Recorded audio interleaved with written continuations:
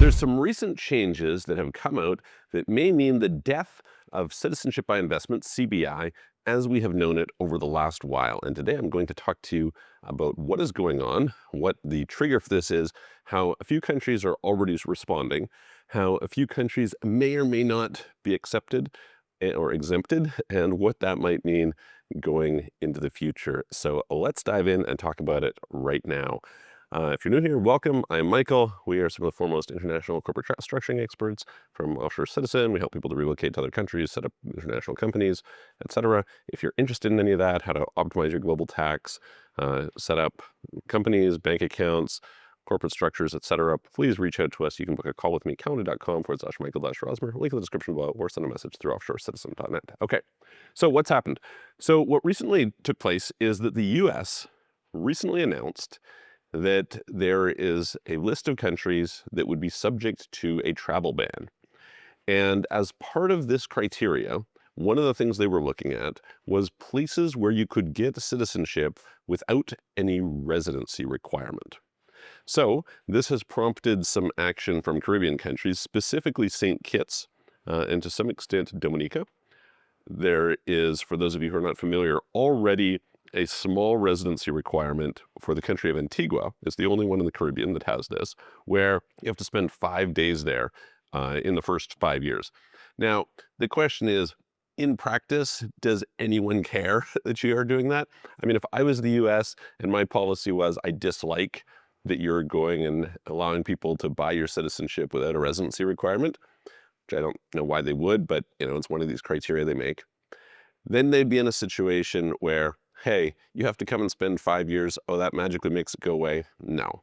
And we've seen something similar to this with their changing on the E2 visa rules. So recently, in the last few years, they changed the E2 visa rules so that countries like Grenada, who formerly could take advantage of it if you just bought their citizenship, no longer could because of the fact that there was actually a residency requirement. You had to actually spend a period of years living there. And so that kind of decreased the value of Grenada relative to some of the other CBIs. Anyway, what St. Kitts immediately has come out and stated is that there will be a residency requirement going forward. Now, I will give a few comments on this. We help people with CBI, citizenship by investment, all over the world with all the different programs, totally agnostic about it, and we've helped many, many people over the years. Now, I would say that the fact that Antigua has had a 5-day residency requirement in the first 5 years has mostly not been viewed as a negative. Generally speaking, my experience is that clients are like, hey, look, I kind of like the idea of going and checking it out. That's not everybody, but that's the majority of people. So if it turns out that St. Kitts brings in a similar rule where they say, look, in order to qualify within the first few years, you're going to have to actually be a resident here, which they just have some breaking news on that, then, if that's where it stays, no big deal. If it turns out that suddenly they're in a situation where you have to spend, for example, a month a year for a couple of years or something like that, or a few months a year for, like if there's anything that goes along those lines, I think this will be very bad for the industry. Now, it's already been quite bad for the industry. They raised the prices pretty dramatically. It used to be you could get in for a little over $100,000, typically a $100,000 donation, plus fees, etc. And that meant that, quite a broad range of people could apply. And then they came along and they said, okay, we're doubling it. So the minimum became 200,000, some are 250, around there, but approximately 200, 250,000. And that just cut back the number of people who could come in. It just is. It's just the way that it goes. So now if you stack on, well, we're going to have some sort of a meaningful residency requirement, what's that going to do to these countries? I think it's going to be quite bad for them. And we've seen the numbers drop very substantially in countries like St. Kitts in their program after making the changes, and they're kind of doing some things to try and rework it on that basis. But if it's a moving target and they keep having to make things worse and worse, I think countries like the countries like the US and areas like the EU, so the EU countries, could effectively kill these types of programs. Now, where does that leave you?